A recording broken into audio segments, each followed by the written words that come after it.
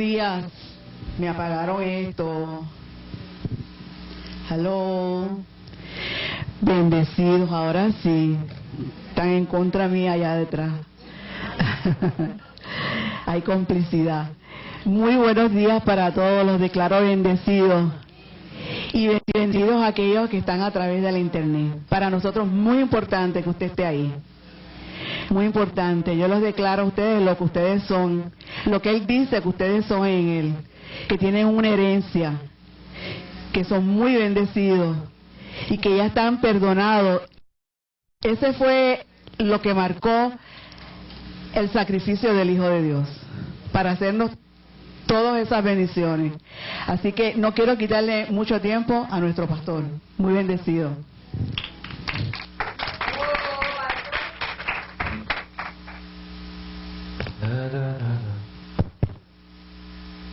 Qué bien. Entonces, me da un poquito de sonido, por favor. Vamos a buscar ahí los Romanos capítulo 7. Romanos capítulo 7. Para simplemente establecer una base. Ir estableciendo una base. Cada vez que yo me presento a compartir la palabra, la trabajo de forma como el abogado que presenta un caso, que antes de presentar el caso presenta sus bases y sus argumentos, no cerrarlo. O sea, no se trata de hablar por hablar. Entonces ahí en Romanos capítulo 7, verso 6, dice, pero ahora estamos libres de la ley, por haber muerto a aquella en que estábamos sujetos, de modo que sirvamos bajo el régimen nuevo del Espíritu, y no bajo el régimen viejo de la letra o del... Ahí nos especifica que nuestra vida debe ser basada en el régimen, diga nuevo, diga nuevo, del Espíritu. El Espíritu no se ve, ni se toca, ni se huele. Entonces, como la intención de Dios es que tú y yo entendamos, no confundirnos, nos dejó especie de un plano, o un mapa, o una sombra, para que nosotros miráramos ahí, nos fuera fácil de interpretar la sombra, y al mismo tiempo que interpretábamos la sombra pudiéramos entonces entender lo invisible, porque estamos viviendo en un nuevo régimen que es el régimen del Espíritu, el cual las cosas no se ven. Entonces, si no se ven, para ti y para mí es muy difícil entender, ¿verdad? Porque son invisibles. Por eso ahí en el régimen nuevo del Espíritu, cuando usted lee con cuidado y es consciente de lo que está leyendo, usted se va a dar cuenta que todas las cosas ahí aparecen del libro de Romanos en adelante en la conjugación del verbo pasado.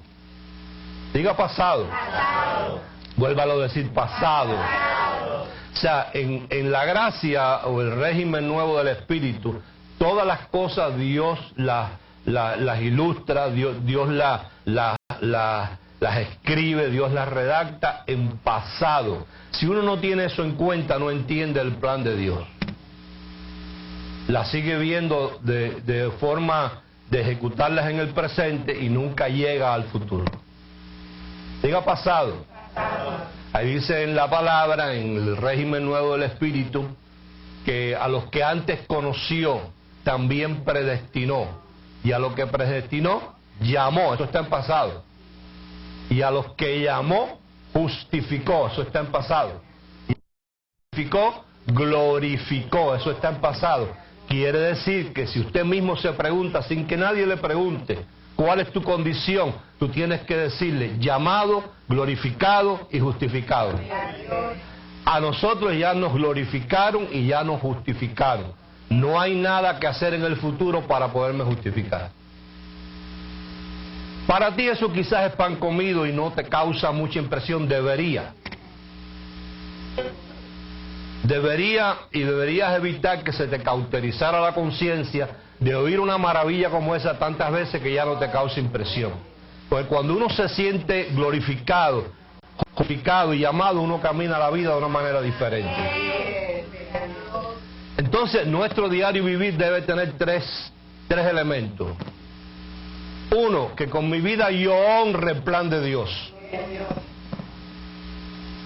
Dios no va a escribir para mí mañana. Que yo honre el plan que Él ya escribió. Que yo trate de desobedecer lo menos posible. Porque cuando desobedezco me salgo del plan y no lo honro a Él. No vale la pena todos los gritos y todos los aleluya que yo dé. Yo honro al Padre honrando el plan que Él ya escribió. Porque el plan que Él ya escribió para mí es bueno. Diga, es bueno. Él me predestinó amándome. Entonces, si Él me predestinó amándome, no puede ser posible que lo que me predestinó sea malo.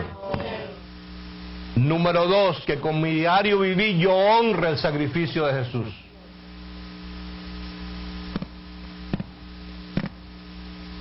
Cuerpo partido, sangre derramada. Diga, ahí no hay nada más que hacer. Ni debo pedirle a Jesús que haga nada por mí, porque Él ya lo hizo todo. Que yo honre el conocimiento del sacrificio de Jesús.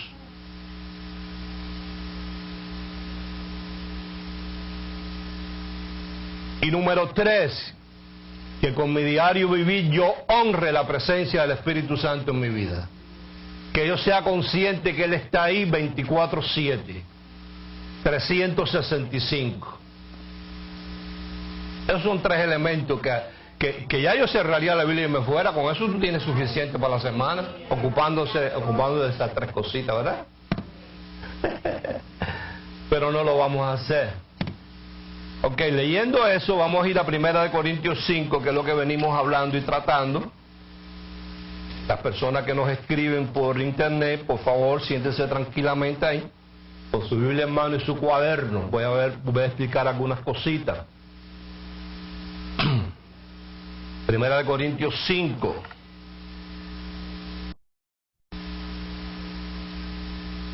Estamos hablando de la Pascua. Para mí no hay suceso más trascendental en la Biblia que ese. Ningún otro es como ese. Porque ese incluye el sacrificio de Jesús. Ese incluye la predestinación de Dios. Y ese incluye la presencia del Espíritu Santo que me lleva al lugar preparado, que fue lo que Dios predestinó. Para mí no hay evento más trascendental que ese. Entonces, por eso lo trabajamos, lo profundizamos, para adquirir conocimiento de Él y saber en lo que vamos a querer, ¿no?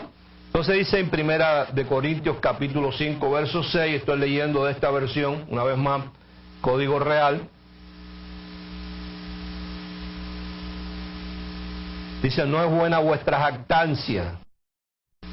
¿No sabéis que un poco de levadura leuda toda la masa? Levadura en el contexto bíblico es religión. Todo lo que uno trate de añadir para justificarse delante de Dios.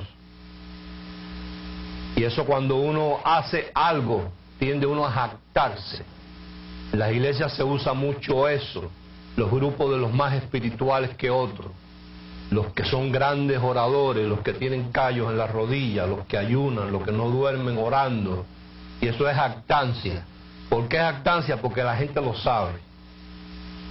Si lo hicieran y nadie lo supiera, a lo mejor, pero siempre se sabe quiénes son los que más oran, quiénes son los que más ayunan, quiénes son los que más vigilan, quiénes son los poderosos. Entonces eso es jactancia, jactarse de que uno puede producir algo.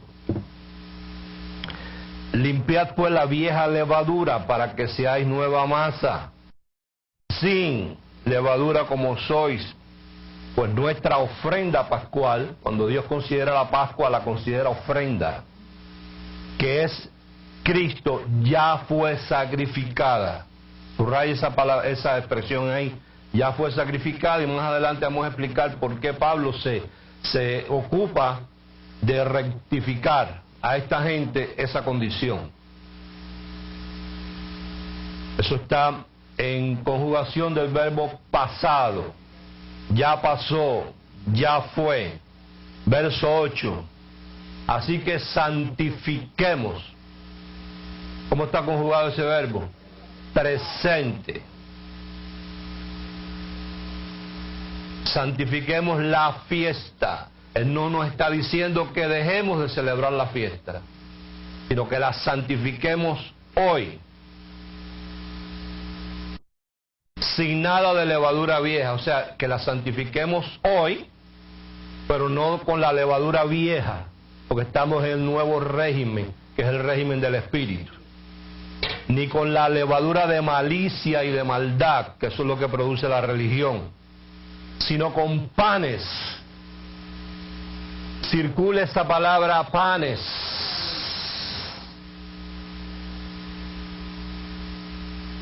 Hay gente en el internet que se han vuelto locos con eso. Uno no puede leer esto como lee un periódico, una novelita. Aquí hasta una letra tiene una revelación en ella porque es palabra de Dios. Sin levadura, panes sin levadura de sinceridad y de verdad. Diga conmigo, la Pascua marca las pautas. Cierra un evento y comienza otro. El mismo. Éxodo 12. A ver, yo no voy a leerlo, voy a citarlo y voy a parafrasearlo para ir adelantando y ocuparnos de lo que nos concierne el día de hoy. En Éxodo capítulo 12, verso 1 al 13, Dios le dice a Moisés: me acordé de la promesa que le hice a Abraham, que mi pueblo estaría cautivo en Egipto por 430 años. No fue que se olvidó, sino que no se había cumplido el tiempo. Y aunque los israelitas allí en Egipto lloraron, patalearon, sufrieron, murieron, fueron esclavos haciendo los ladrillos, fueron maltratados, aunque lloraron y patalearon y gimieron, no pasó nada. Porque había un tiempo, diga tiempo señalado. Entonces dice ahí que a causa de que se cumplió el tiempo señalado, no porque ellos lloraron, ni clamaron, ni gimieron, ni patalearon, sino por cuanto se cumplió el tiempo señalado, diga predestinado por Dios. Dios le habló a Moisés y lo envió a Egipto a liberar a ese pueblo. Moisés es tipo del Mesías, el enviado a liberar un pueblo. Egipto es tipo del sistema donde tú y yo estábamos envueltos. Aarón es tipo del Espíritu Santo.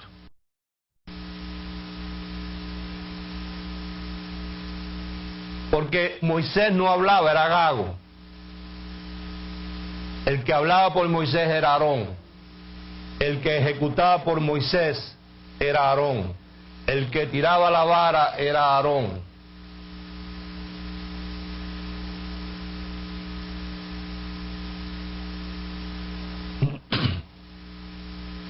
Desierto es tipo de nuestra desobediencia.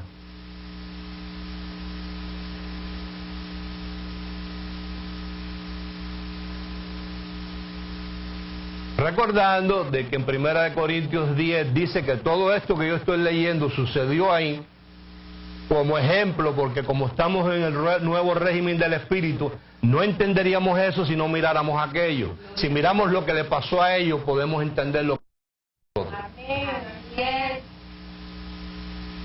Ahora fíjate el detalle, que la desobediencia de ellos los hacía desear regresar a Egipto. Oído, ninguno pudo.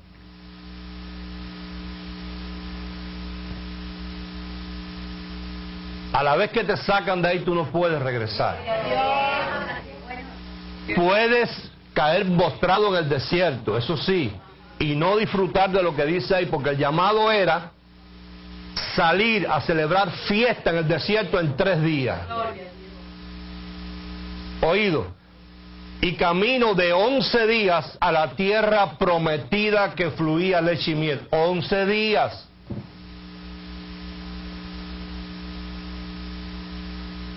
Y lo interesante era que Dios le dio el mapa de la tierra prometida en 11 días. Pero ellos una y otra vez por la desobediencia, ¿tú sabes cuál es la mayor desobediencia de nosotros? Querer hacer las cosas a nuestra manera. Sabemos tanto, somos los bárbaros. Siempre queremos hacer las cosas, oído. Y bueno, no es correcto. Oído, bueno, no es correcto. Y de buenas intenciones están llenas las maldades. No importa la intención que yo tenga, yo tengo que ver si con esa intención de lo que yo voy a hacer estoy honrando el plan de Dios para mi vida. Porque el propósito de Dios no era sacarme de Egipto. El propósito de Dios era que yo entrara a la tierra prometida que fluía leche y miel. El propósito simplemente sacarme de allí del sistema. El propósito de Dios era que yo pudiera reinar en vida. Cuando hablamos de reinar en vida, la gente piensa que yo tenga negocio, tenga casa, tenga carro, tenga dinero. Todo eso es bueno. Dios quiere también eso. Pero ¿y qué de reinar sobre las emociones? ¿Qué de reinar sobre las ansiedades, los temores? ¿Qué de reinar sobre los bochinches, el chip? ¿Qué de reinar de que mi cuerpo no reine sobre mí, que soy espíritu? ¿Qué de reinar de que mi cuerpo no sea el que me lleve a mí donde yo no debo ir? ¿Qué de reinar de yo someterme a la voluntad de Dios y que mi oración o mi tiempo delante del Espíritu Santo sea para dirígeme a que yo honre el plan de Dios en mi vida? Yo no quiero hacer cosas grandes, ni medianas, ni pequeñas. Yo simplemente quiero honrar el plan de Dios en mi vida. Eso es todo.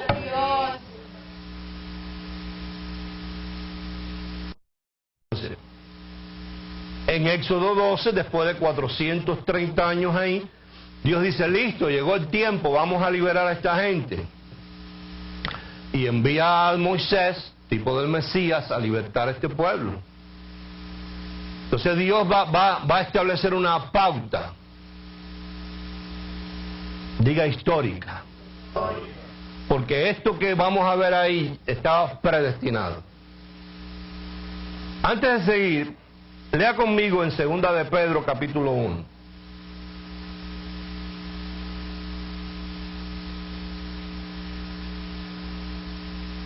Segunda de Pedro capítulo 1.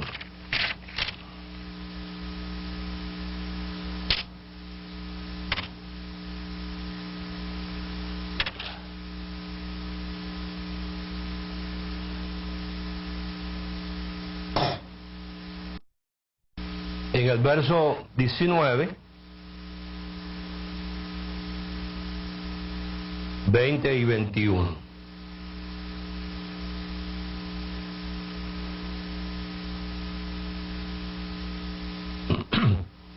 Bien, dice, tenemos también la palabra profética más confiable. ¿Qué es la palabra profética? Algo que está escrito anunciando de que iba a suceder. A lo cual hacéis bien en estar como atentos, como a una antorcha que alumbra o ilumina el lugar oscuro. Confía en mí en esto que le digo. Atentos a la iluminación del Espíritu Santo para poder entender lo que aquí otros no entienden. Está en oscuridad para ellos. Hasta que llegue el amanecer y el lucero, la revelación de la mañana se levante dentro de vuestros corazones. Partiendo de esta primera regla, ninguna profecía de la Escritura está sujeta a un solo sentido interpretativo. Porque nunca la profecía fue traída por voluntad humana. Quiere decir que hay lugares en la palabra donde, por ejemplo, un personaje bíblico adopta o personifica a otro. Me explico. Isaías era un personaje bíblico, era un hombre de carne y hueso, era profeta. Se le conoce como el profeta mesiánico porque en muchas ocasiones cuando él habla, personifica al Mesías como si fuera él. Cuando él habla dice, fue molido por nuestros pecados. En la versión hebrea dice, fui molido por vuestros pecados. Lo está escribiendo Isaías, pero aunque está hablando Isaías, escribiendo Isaías, Isaías no está hablando de él. Por eso dice que no tiene una interpretación en un solo sentido interpretativo, que hay que tener cuidado con eso.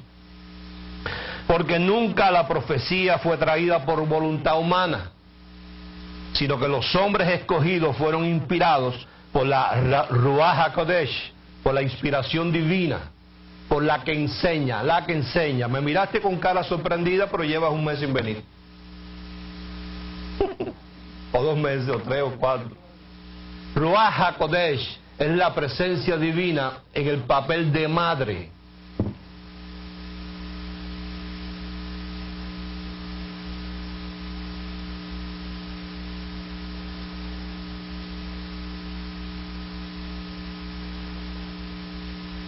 Que es la madre la que se ocupa de parir, enseñar y llevar de la mano al niño a la escuela.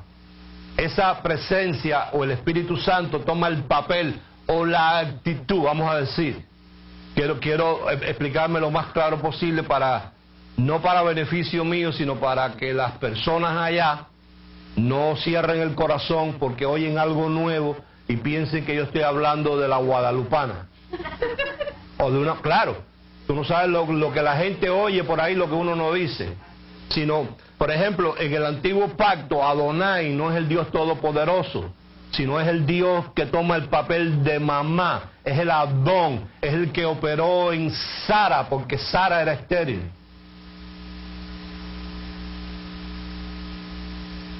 Es el que se identifica como la gallina. Dios no es gallina, ¿verdad que no? Sin embargo, él se identifica como la gallina que guarda sus polluelos debajo de la sala.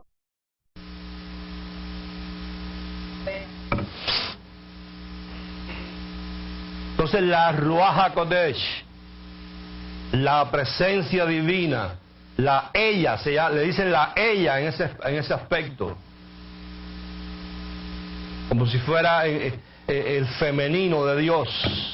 Y me estoy metiendo aquí en cosas que otros, aunque la conocen, no la quieren decir. Pero yo la digo. Es el femenino de Dios. Y si Movimiento Gay me está escuchando, hicieron fiesta y zafra hoy. Vieron que sí. Pero cada cual haga con su cosa que quiera, ¿verdad? Yo recibo que tú sí lo entiendes. Y entiendes la maravilla de Dios de cómo Él, por amor a ti y a mí, toma un papel diferente como el que a ti te conviene en ese momento.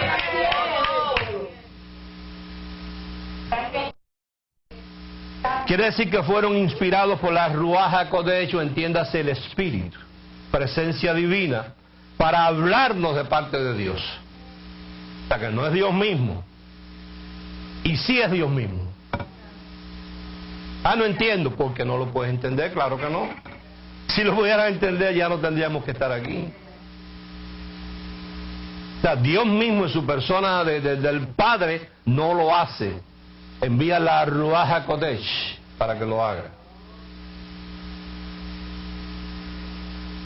Quiere decir que todo evento importante, además de estar predestinado desde antes de la fundación del mundo, cuando Dios planificó. Si hay un título que a mí me encanta identificar a Dios, es el arquitecto del universo. Yo sé que es el que usan los masones, yo no soy masón, pero no importa que ellos lo usen, es el arquitecto. Porque ¿qué hace un arquitecto? Hace los planos. Y después que esos planos están aprobados, ya eso es así. A mitad de construcción tú no puedes decir, esta columna va aquí en el plano, pues yo la voy a poner aquí, se te cae el edificio. Entonces se sentó allí con la sabiduría, con el verbo, con el espíritu y con todo su consorcio antes de la fundación del mundo, antes que hiciera la tierra, y dijo, vamos a hacer una tierra, un barrio. Ya hicimos uno que se llama Neptuno por allá, y otro se llama Marte, vamos a hacer uno así redondito, que se llame tierra. Y ahí vamos a poner a unos personajes llamados hombre y mujer. Y ahí estaba Raquelín. Y un día vamos a hablar de ese congreso, a lo mejor hablamos hoy un poquito, vamos a ver si nos da el tiempo. Se llama predestinación. Y en el Salmo 138 aparece un libro que es el libro de las obras. Y todo eso que está predestinado está escrito ahí. Oído, te lo voy a ilustrar más fácilmente. Como cuando uno planea edificar un edificio o una casa, que llama al arquitecto y se reúne uno con el plomero, el electricista, el albañil, etcétera, etcétera, y de las puertas, de las luces, etcétera, etcétera, y hacen un plano. Y después que ese plano está codificado, hay un registro, una copia en la ciudad, en el ayuntamiento, en el departamento de construcción de esa ciudad. Cuando el inspector viene a mirar y a chequear, ¿no? Se dice en español también, chequear la construcción, tiene que estar de acuerdo con el plano predestinado. ¿Me vas captando? De que cuando tu inspector viene a mirarte, tu casa, tú que eres el edificio de Dios, tiene que estar de acuerdo con el plano que ya está en la ciudad.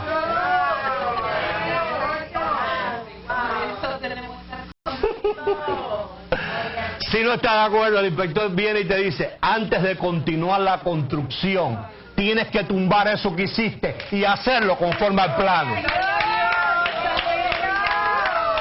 No, es que yo voy para adelante, voy a tener 500 iglesias con 5,000 miembros. Y dicen, no, pero esta columna no va ahí. Y si tú no tumbas esa columna y la haces de nuevo, olvídate de las 5,000 iglesias y los 5,000 miembros. Porque el edificio se te cae. Y lo más importante no es que se caiga o no se caiga el edificio, sino que si no se honró el plan original.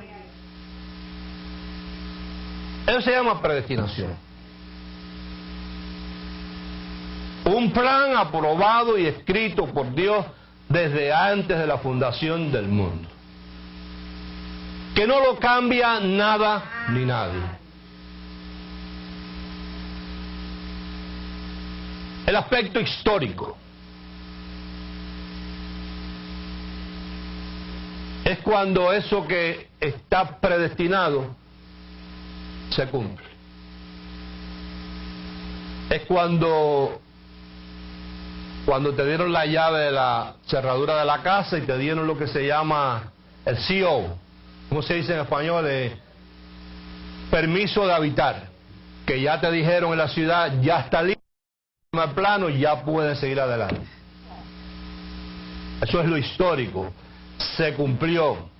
Hicimos fiesta porque aquello que Dios había dicho proféticamente, oído, que no solamente lo planificó allá en su conceso, sino que lo dijo a los profetas para que los escribieran, para que las personas en el futuro, después de la vida de los profetas, leyeran el profeta y cuando se cumplieran dijeran, ¡wow! Esto fue lo que anunció el profeta. Sucede que la gente está demasiado ocupada en su bobería y no se dan cuenta del plan de Dios y al no darse cuenta, oído, del plan de Dios, se le escapa el plan de ellos, porque el plan de ellos está dentro del plan de Dios. Cuando yo me ocupo de conocer el plan de Dios, dentro del plan de Dios está el plan mío. No tengo que verme tan loco de saber qué debo o no debo hacer. Pero como nada más la gente está buscando el plan de ellos, pues nunca lo encuentran. Y les pasa como a los hermanos israelitas, que aunque estaban camino de 11 días a la bendición, pasaron 40 años, se quedaron postrados en el desierto, no pudieron regresar a Egipto, a lo que ellos deseaban, pero tampoco pudieron disfrutar de reinar en vida. No sé si me explico. ¿Te gusta eso? Bien.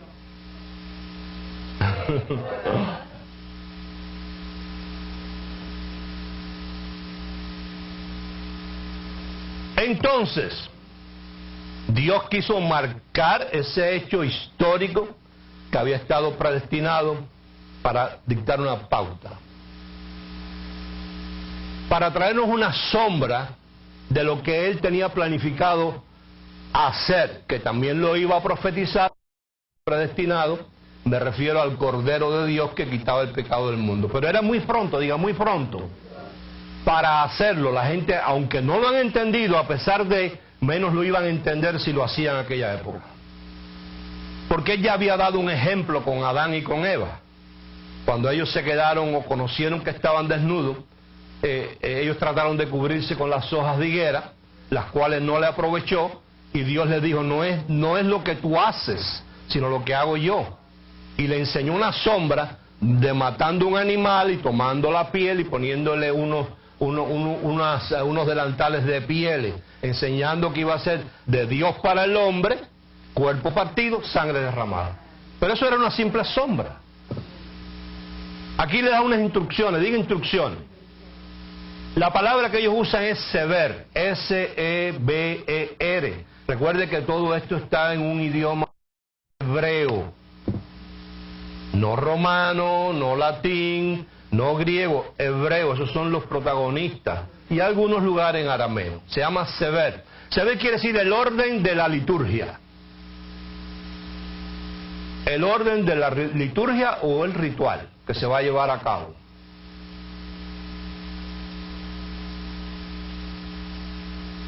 Y les dice, esto lo van a hacer en el mes de Nisan o el mes de Aviv, entiéndase, mes de abril. Este será el primer mes del año para ustedes. El día 10 de abril tomarán un cordero. Diga fecha. Nada más tiene fecha, solo eso. Entonces, debemos preguntarnos, ¿cuál es la intención de Dios que tengamos fecha? Para dirigirnos cuándo debemos nosotros celebrar. Y el defecto, y estará ahí hasta el día 14, para chequearlo, que no esté enfermo, que no esté ciego, tuerto, que le falte un testículo, que tenga piojo, que no esté cojo, que no tenga bichos en la piel, en la lana, etcétera, etcétera, etcétera, porque Dios no es Dios de sobra. A Dios se le da lo mejor y lo más gordo, si no, no es bueno darlo. Porque trata uno a Dios como de por diosero, lo que me sobra te voy a dar cuando me sobre. No es así, no lo haga, no dé nada.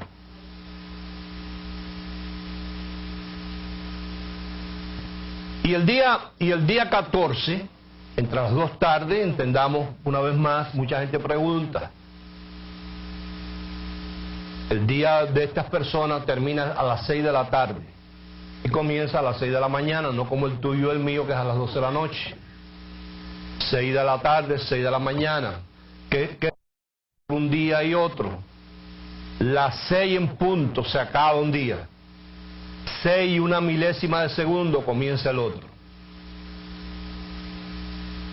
Entonces, entre el 14, que es el día que se celebra la Pascua, y el día siguiente, ahí, en ese intervalo de tiempo, que ahí no es específico cuántas horas o cuántos minutos, se inmolaba el cordero, se tomaba la sangre del cordero, el cordero se asaba al fuego y se comía asado al fuego, con panes, diga panes, sin levadura, ensalada y diferentes clases de vinos, que algunos se mezclaban con agua, que en el futuro quizás hablemos de eso. Se hacía una liturgia y se tomaba la sangre de ese cordero y se untaba en la puerta, porque esa noche, diga esa noche, que era pauta, diga pauta, de ahí se iba a salir de un lugar para iniciar la marcha hacia otro. Uno no puede ir a un lugar si no sale de donde está,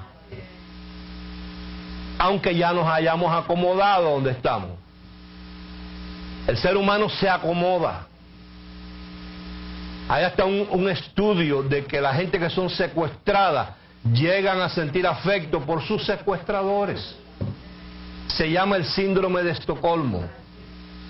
La gente se acostumbra. Y hay gente que han sido secuestrados que aunque le dan vida de perro, después no quiere que lo liberten.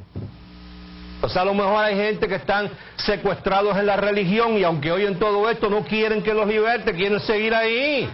Hay que dejarlo.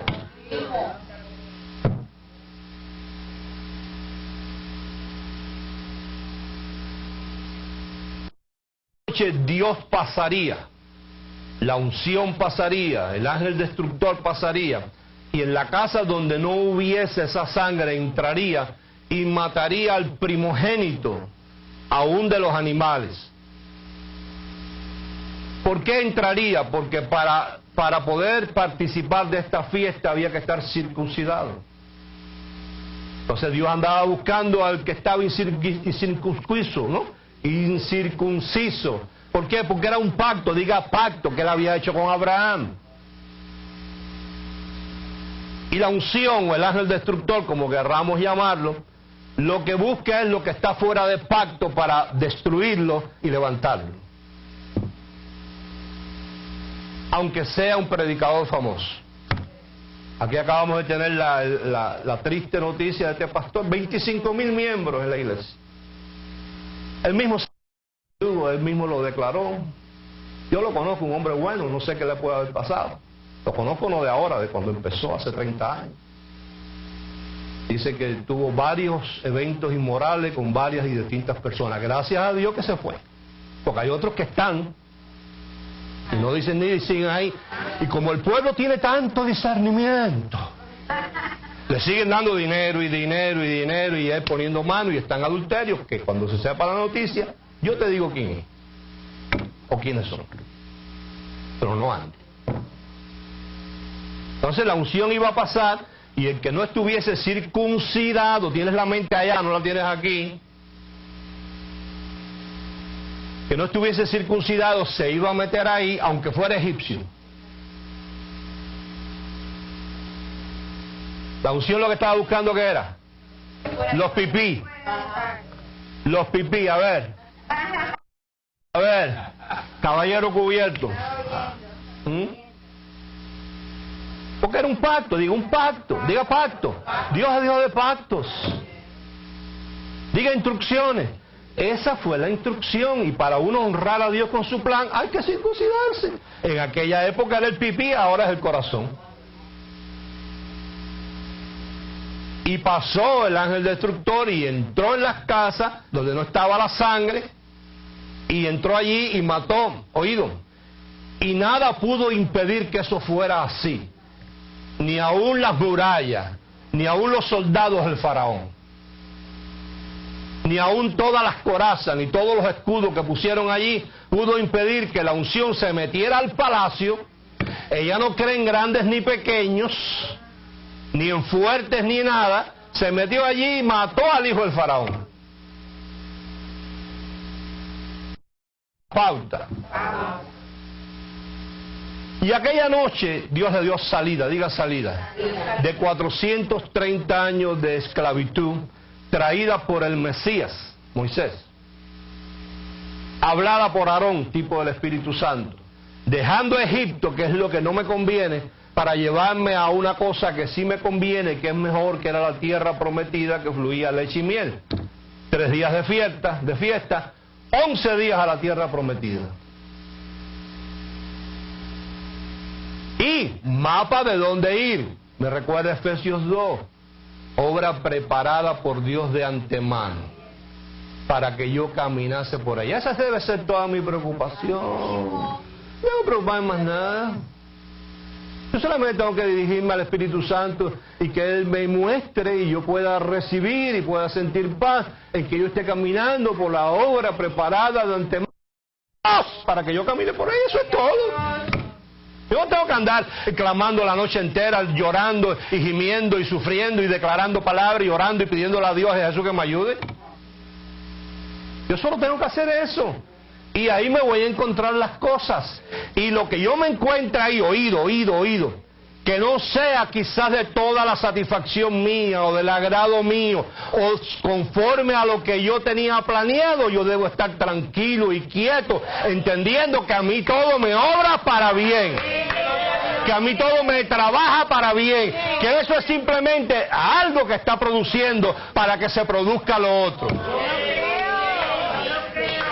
Porque ahí en 1 Corintios 10 dice que no hay nada que pueda venir a mi vida que no sea humano, pero que Dios juntamente con esa situación también me dará la salida.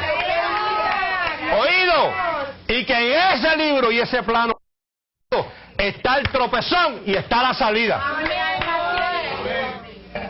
Yo no tengo que inventar cuántas cosas uno inventa a veces para salir de una situación que lo que hace es que lo enreda más a uno. ¿Tú has pasado por ahí? Yo también. Hay uno en una situación y en vez de estar tranquilo y ir a la presencia del Espíritu Santo, a que el Espíritu Santo le dé paz a uno y esperar a que se manifieste lo que Él tiene ya establecido, empezamos con la mente, la ansiedad, la mente, y a tocar esta puerta, a tocar aquella, a tocar aquí. Entonces hacemos ciertas y determinadas cosas que terminamos más enredados que como estábamos antes. ¿Oído el mensaje? Paz a vosotros.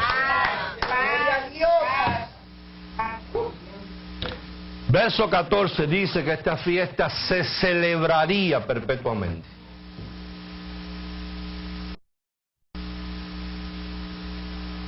Y entonces Pablo nos indica que sí que celebremos la fiesta, pero no de esta manera. Que ya no era necesario traer el cordero, matar el cordero, poner la sangre, comernos el cordero y andar con el cordero berripo, que ya eso ya había pasado.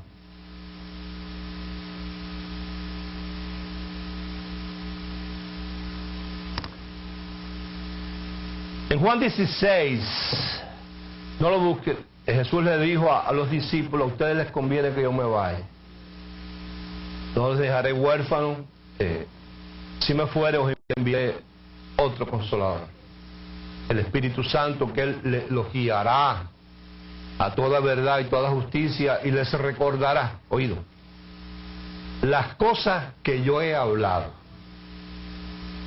Cuando dice les recordará, lo que yo les he hablado, cuando llegue el momento que se cumpla, el Espíritu Santo les va a hacer recordar que eso que están viendo ya yo lo había dicho. Los que están para las cosas. Mateo 26, te lo parafraseo también.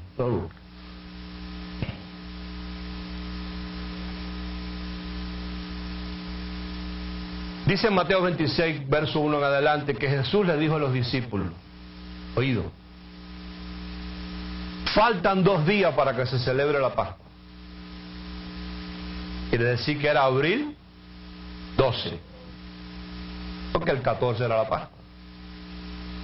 Y ahí dice: vaya a una ciudad donde hay un tal, así dice la Biblia, un tal, un cualquiera, que no tiene importancia el tal. Ese tal era parte del proceso, pero no tenía ni nombre. Cuando vean a ese tal, le dice el maestro que nos preste la casa, que él va a celebrar una fiesta, y el tal les va a dar la casa. O sea que si nosotros caminamos por la obra preparada de antemano, nos encontramos los tales.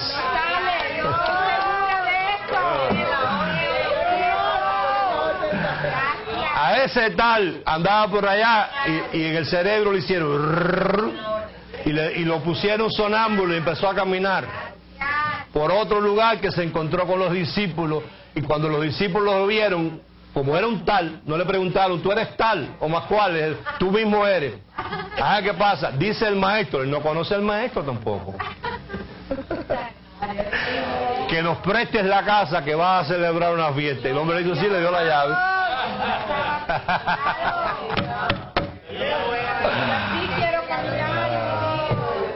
Diga obra preparada. Diga conforme al plano.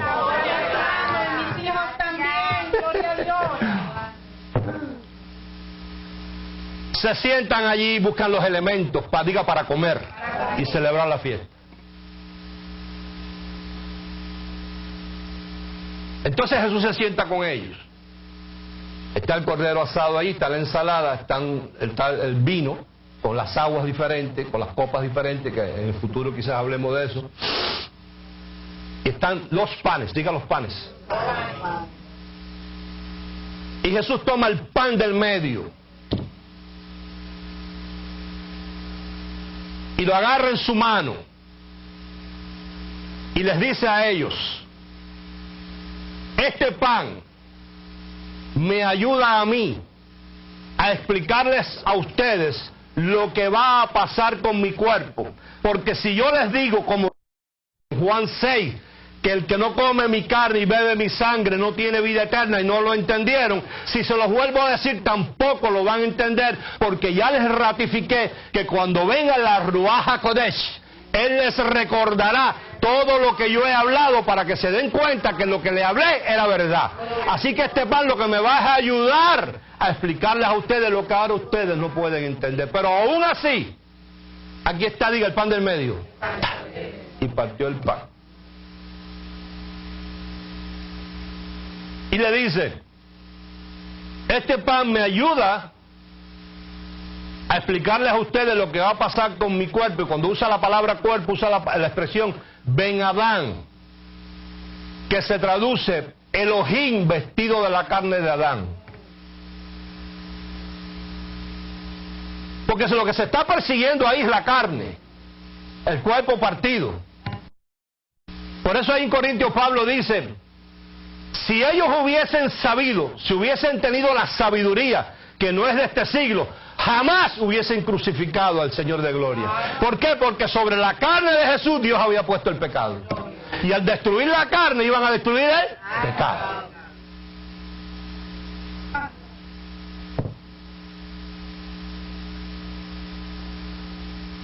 Juan 19.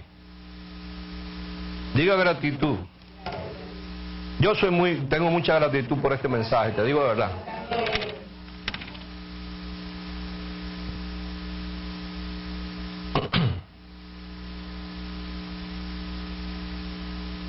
Juan capítulo 19.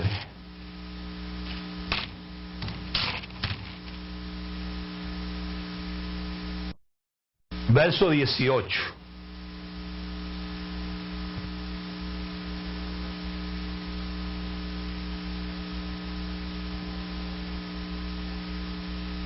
Ahí están los discípulos todos.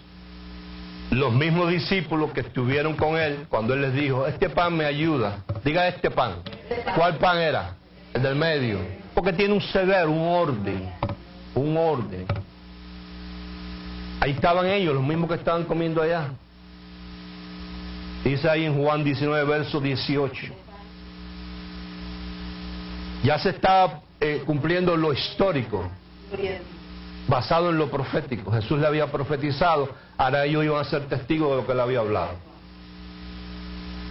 Dice: y allí le crucificaron, y con él a otros dos, uno a cada lado y Jesús en el medio. Yo no sé de los que estaban ahí cuántos se orinaron en los pantalones. Yo me hubiese orinado, me hubiese gritado, hubiese dado mis vueltas, hubiese brincado, hubiese rodado por el pedregal aquel, porque me hubiese dado cuenta que lo que él me habló y me ilustró con el pan estaba pasando con su cuerpo. Ahora, ¿qué liturgia, oído? ¿Qué liturgia se hacía con el pan del medio? Se partía, oído, y se anunciaba desde los tiempos de Moisés los sufrimientos que iba a llevar en su vida el Mesías cuando viniera.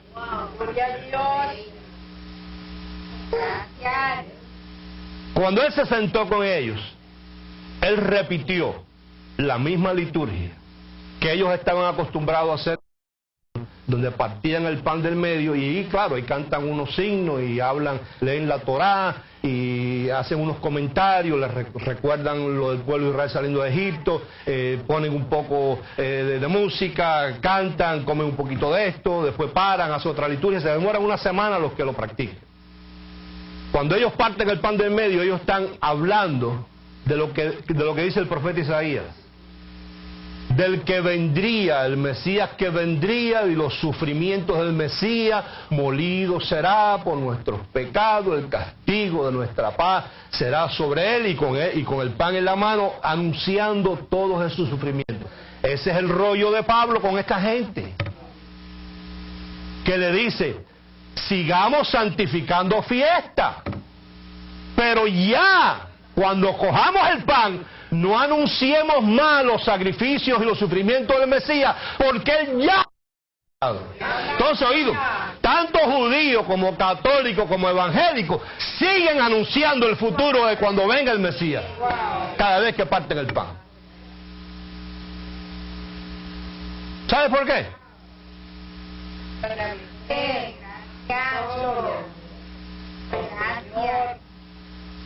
Hay un texto ahí que confunde tanto a la gente. Se encuentra en 1 Corintios 11, que es un disparate tan grande que cuando yo te lo lea,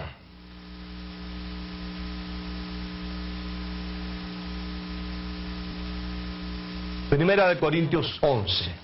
Los corintianos, que muchos eran de práctica judaizante, se reunían cada sábado a hacer una comelata y emborracharse, y pretendían hacer con eso lo que Jesús hizo la última pura religión y pura liturgia, y seguían partiendo el pan y todo. Y en el verso 26, solo ese versículo, porque no nos va a dar tiempo para mucho más, y tengo que terminar de aquí y cuadrar esto. Este versículo es un disparate, tú lo vas a leer así, pero eso no sirve. Oído, así pues, todas las veces que comieres este pan y bebieres esta copa, oído, la muerte del Señor anunciáis hasta que Él venga.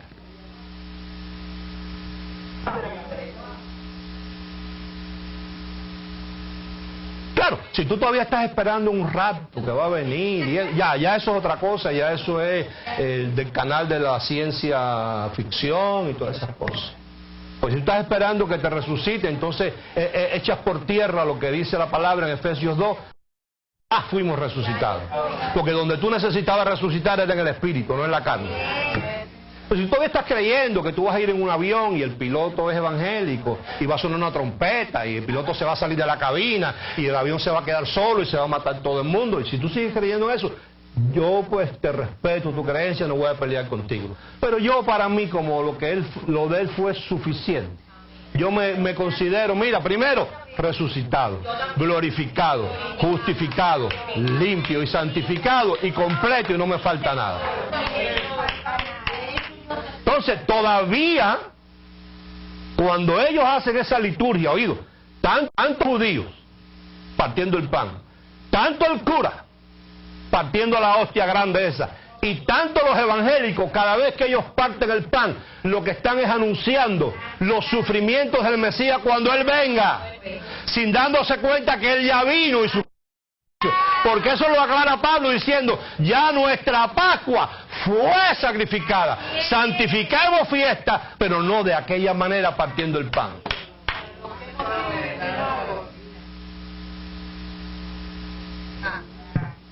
En otras palabras, escúchame, esa liturgia, pastor, ¿por qué tú la atacas tan fuerte? Oído,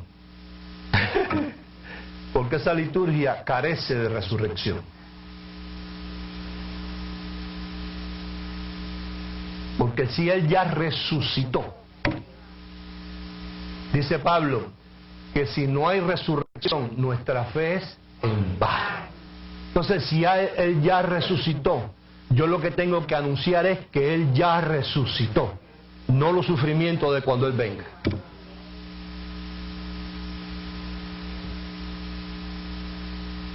Bien. Juan 19, verso 33, y ahí creo que vamos a cerrar.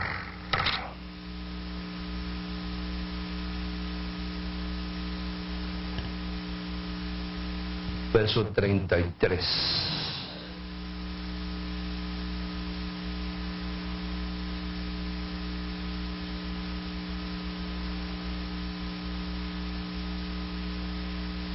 Vamos a leer el verso 30.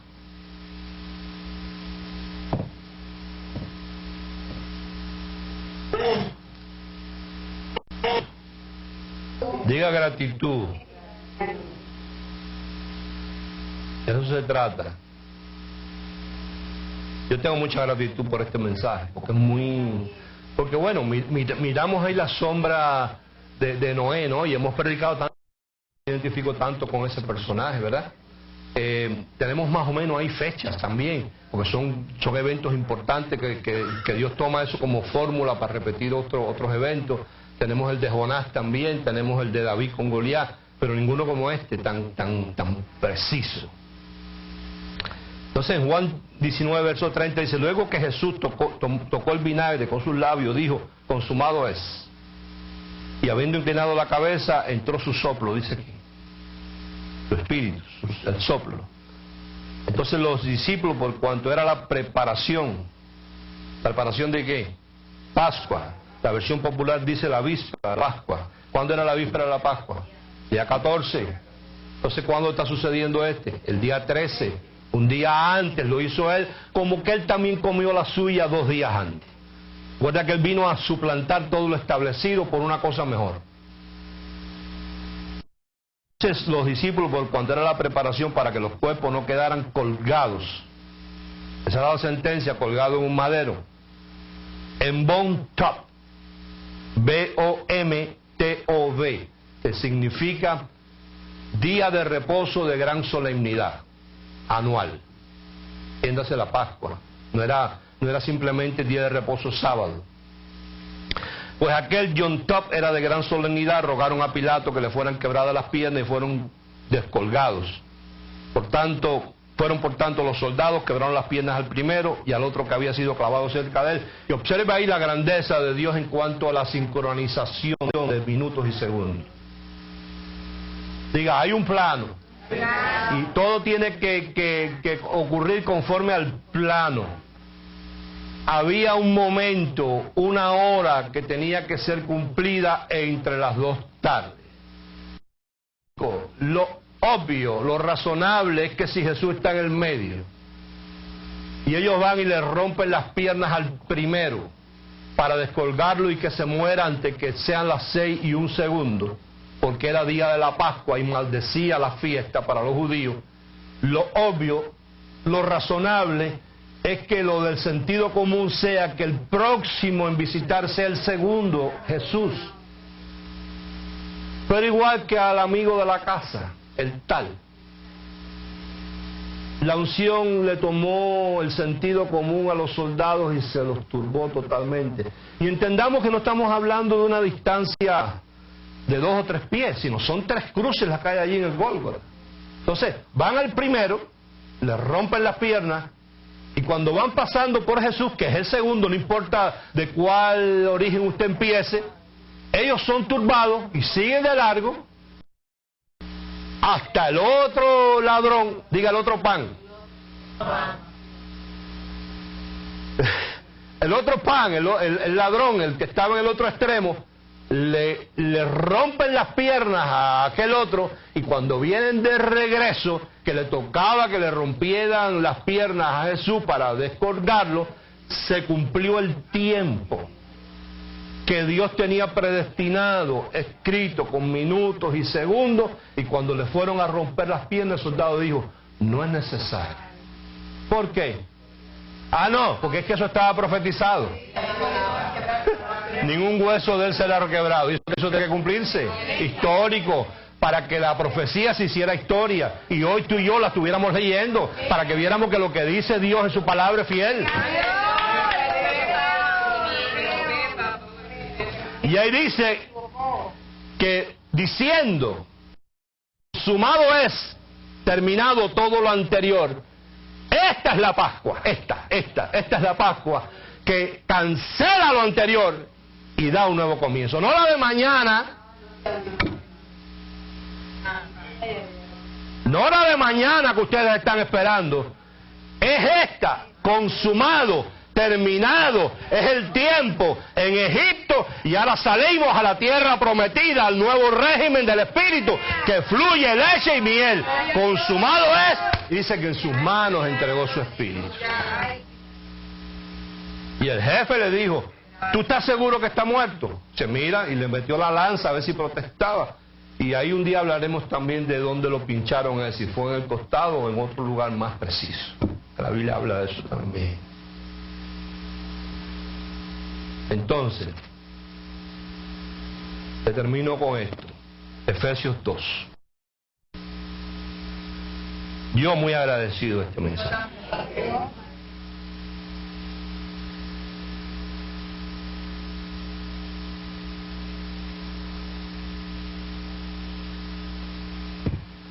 Bueno, y gente que han preguntado, fíjate que aquí lo menos que se ha hablado es de dinero, fíjate.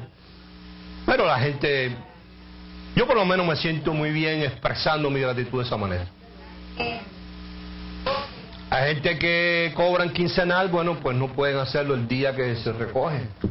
Hay gente que cobran mensual, pues dividen entre 4 y lo traen. Ahí la palabra inclusive dice que gente que estaban ausentes lo hacían en el mes de mayo. Y era aceptable. Pero tú sabes cuándo es más aceptable. No cuando tú traes el dinero, sino desde el momento que pensaste en traerlo. Aquí ya vemos gente que hace 4 o 5 meses ya estamos hablando de eso. Y pensando, y tú verás, y por ese día yo voy a estar muy bendecido y voy a traerlo. Y si no puedo porque se me amarra un poquito el cordero, lo traigo a la otra semana. Pero lo importante es que cuando yo pienso, en el Espíritu se discierne. Y cuando en el Espíritu Dios discierne la intención de mi corazón, Él envía orden para que se activen las cosas a favor mío. Pastor, ¿tú crees que es así? Bueno, la Biblia dice que la semilla aún está en el granero. Y dice Dios, y ya yo desde este día la he empezado a bendecir. Quiere decir que cuando tú dispones en tu mente, en tu pensamiento, en tu corazón, la gratitud hacia Dios por toda esta maravilla que Dios nos comparte, Él discierne en el Espíritu, dice Hebreos 4. Cuando Él discierne en el Espíritu, se activan las cosas a tu favor, porque la unción es la que manda. Ahí no hay faraón, ni soldado, ni muro que se... Pero lo más importante es esto que vamos a leer. Aquí terminamos y te lo recuerdo como te lo recordé la semana pasada. Efesios 2.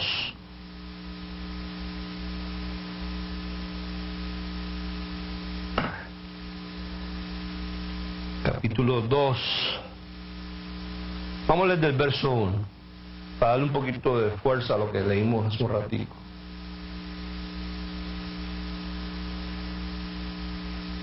Dice, y Él os dio vida a vosotros cuando estabais muertos. Si estabas muerto y te dio vida, ¿cómo estás? ¿Y qué sucedió?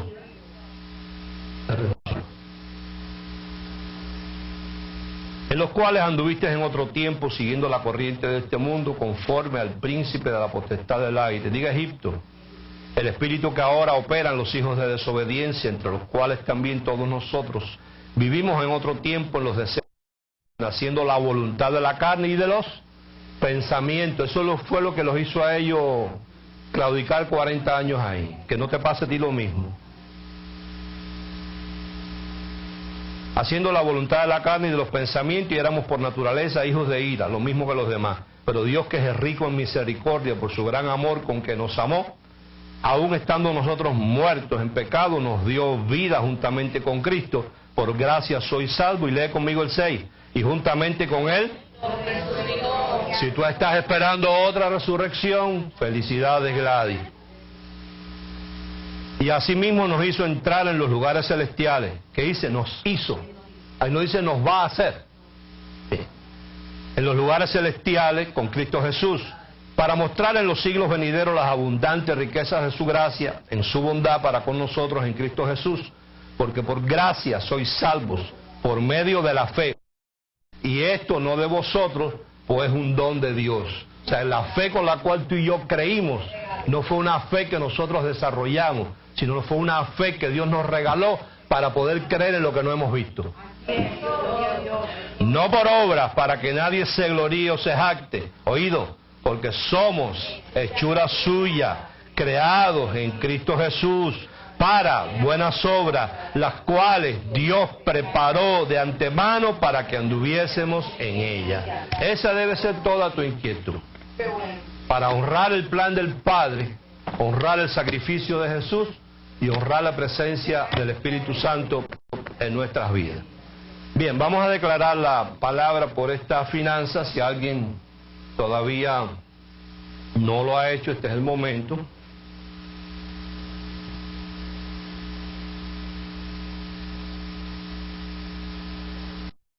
En el nombre de Jesucristo te damos muchas gracias.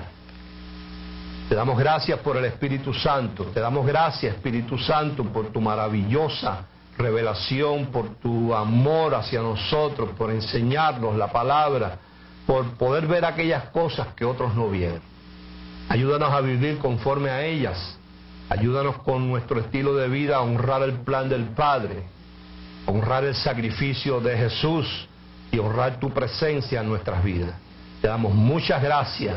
Declaramos sobre esta finanza y nos recordamos a nosotros mismos que de ahora en adelante no podemos estar poniendo etiqueta a nuestras ofrendas ni a nuestro cordero, porque entendemos que tú nos has sacado o nos has de sacar de una situación a otra, de un asunto a otro, de un papel a otro, de una relación a otra, la cual ya tú tienes preparada. Ayúdanos a no ser rebeldes, ayúdanos a no seguir siendo tan desobedientes en nuestra manera de vivir, queriendo hacer las cosas a nuestra manera, aunque sean de buena intención.